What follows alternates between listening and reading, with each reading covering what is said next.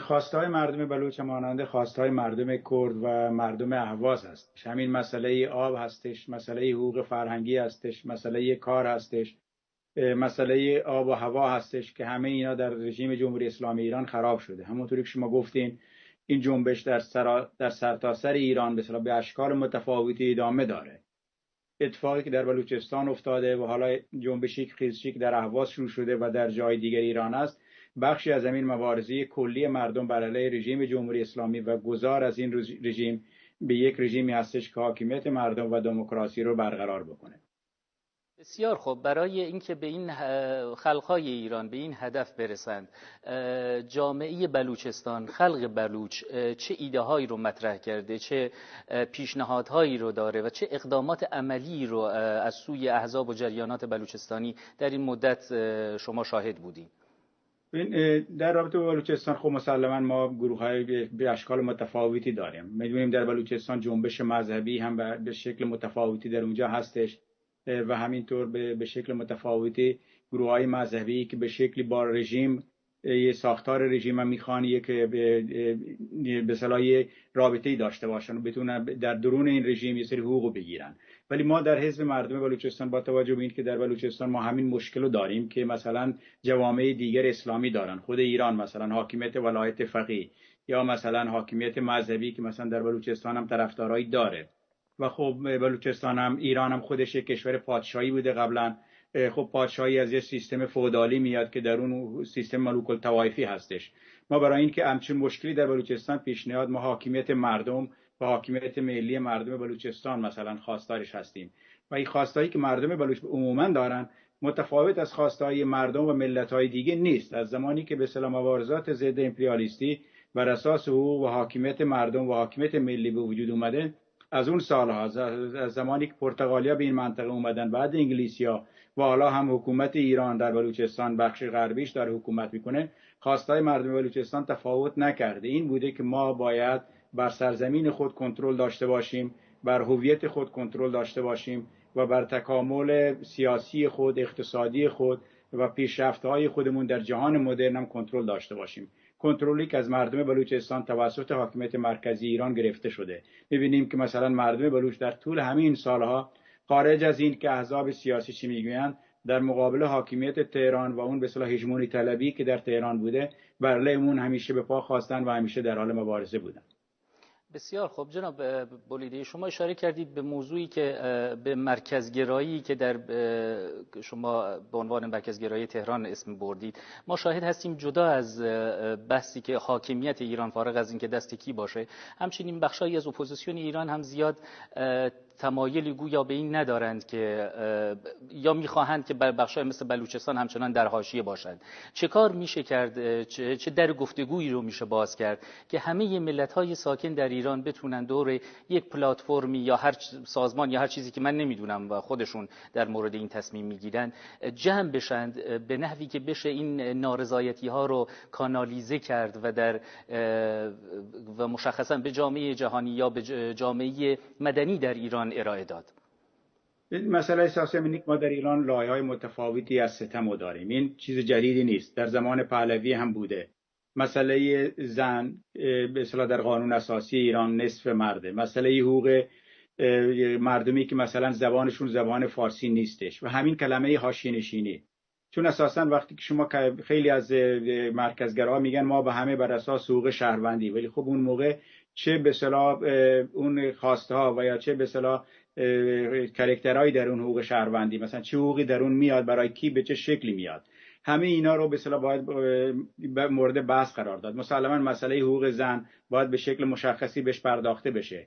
مسلما حقوق فرهنگی، ملی و اقتصادی این ملت‌ها باید به شکل مشخصی بهش پرداخته بشه. مرکزگراها در ایران خب به این شکل صحبت میکنن که ما فعلا از رژیم عبور بکنیم بعد مشکلات حل میشه. این اونا میگن چون اونا یه مشکل دارن، حاکمیت رژیم جمهوری اسلامی ایرانه که حاکمیت خود اونها رو نقض کرده. اونا میگن این حل بشه بعد مسائل شما حل میشه، در حالی که اینجوری نیست. امروز باید به همون شکلی که همه خواستهای مردها در ایران آینده باید به اصطلاح به یک شکلی مقبول و قبول بشه از لحاظ قانونی، باید حقوق زنها هم قبول بشه و اون ناسازگاری‌های فرهنگی، تفاوت‌های فرهنگی که هستش در ایران مسائل جغرافیایی که هستش، اینا هم باید به شکلی سازگار با هم دیگه بشن و به طوری که خواستهای مردم مثلا بلوچ یا کرد یا عرب یا ترک یا ترکمن یا لرد و یا بقیه گروه‌های مذهبی که در ایران هستن، به اونا هم به همون شکل رسمیت و حقوق برابر داده بشه. به این شکل نمیتوان گفت که مثلا یک بخشی از جامعه صرفاً به خاطر اینکه مرد هستش، شیعه هستش یا فارس هستش، یه مزیت حقوق بالاتری از بقیه داشته باشه و ما بازم بخوایم در ایران مثلا با همدیگه زندگی بکنیم. ببین اساس همه ملت‌ها باید اینجوری باشه.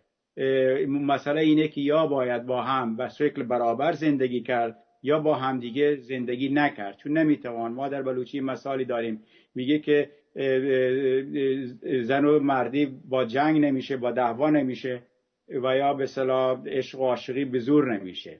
این مسئله زور و مسئله دعوا رو باید کنار گذاشت و کسایی که به این فکر هستند که ما مثلا در آینده هم به این که ما مثلا فارس هستیم یا شیعه هستیم یا مرکز هستیم یا مام وطن هستیم، مثلا کلمه زبان مثلا چی میگن سرزمین مادری رو استفاده میکنن که مثلا فلان بخش از سرزمین مادری میخواد جدا بشه، همچون چیزی نیست. یا همه مادرن، چون مردم بلوچ که نمیتونن خودشونو بچه کسی دیگری حساب بکنن، چون اون موقع به عنوان یک کودک، به عنوان یک اقلیت، به عنوان یک چیز حاشیه‌ای نگاه میشن. و وقتی که شما چیز حاشیه‌ای نگاه بشی، یعنی شما شهروند اون کشور نیستین. فرق نمیکنه این حاشیه‌ای رو مسئله مذهب باشه، رو مسئله زبان باشه، رو مسئله جغرافیایی باشه. خب مسلماً وقتی که قانون اساسی و رفتاری، نه تنها قانون اساسی بلکه در رفتار هم طرف شما رو به عنوان یک حاشیه نگاه بکنه و حقوق شهروندی برابر شما رو با خودش به یک شکلای نقض بکنه، مسلماً شما در اون جامعه با اون جامعه سازگار نمیتونی باشی. ما زمانی یک قانونی رو قبول میکنیم که حقوق کامل ملت ما رو و فردی ما رو و جنسی ما رو و همینطور حقوقهای دیگر ما رو به رسمیت بشناسه. بسیار خوب جناب ولیدی، در گزارشی که چند لحظه پیش از برنامه کیوس پخش شد، حزب حیات آزاد کردستان پژاک و جامعه دموکراتیک و آزاد شرق کردستان کودار برای آینده ایران فارغ از مسئله تجزیه طلبی خیلی روشن کنفدرالیسم دموکراتیک و خودمدیریتی دموکراتیک رو به عنوان آلترناتیو پیشنهاد کرده بودند. شما هم به عنوان دبیرکل حزب مردم بلوچستان و هم به لحاظ ارتباطی که با سایر احزاب و جریانات در بلوچستان دارید، چه راهکاری رو و چه چشماندازی رو برای آینده ایران پیش بینی می‌کنید و خواست دارید؟ ما در حزب مردم بلوچستان ما خواستار یک ایران دموکراتیک، سکولار و فدرال هستیم و خب مسلماً فدرالی که ما می‌خوایم بر اساس برابری ملیه. فدرالیسمی که ما می‌خوایم بر این اساسه که ملت‌ها با همدیگه برابر باشن. دولت مرکزی متشکل از دولت برآمده از همه این ملت‌ها باشه، اون دولت فدرال که به اصطلاح به وجود میاد و ملت‌ها در حقوق خودشون، در خواست‌های خودشون به شکل‌های مستقلی بتونن عمل بکنن. یعنی دو لایه مشخص هستش با حاکمیت دوگانه. یک بخشی رو ملت‌ها بر اساس خواست خودشون به دولت مرکزی میدن. ضرورتاً اینجوری نیست مثلا ملت بلوچ همون حقوقی را به دولت مرکزی میده که دولت کردستان مثلا بده یا دولت اهواز بده، بلکه اونا خودشون انتخاب میکنن کدوم بخشا رو بدن و یک بخشایی رو برای خودشون نگه دارن. چون ما میدونیم ما نمیتونیم مثلا بگیم مردم کردستان با مردم بلوچستان یک تاریخ مشابه و یا خواستهای مشابهی دارن. مسلماً باید بر اساس خواست مردم باشه. ولی من معتقدم که ما همه احزاب دموکراتیک خواهان برچیدن مرزها به این شکل نیستیم و خواهان ماندن مرزها هم نیستیم. ما خواهان حقوق مردم هستیم.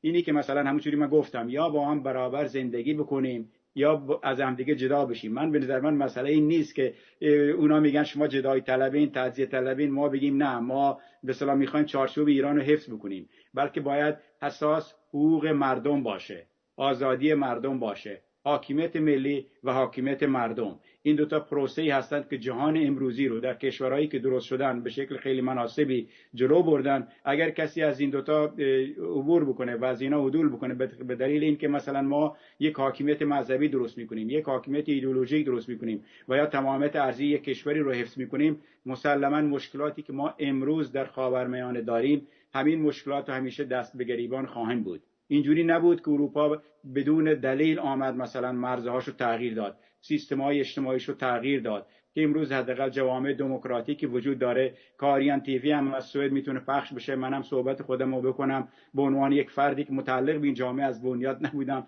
آمدم اینجا آزادانه زندگی بکنم، آزادانه حرف خودم رو بزنم.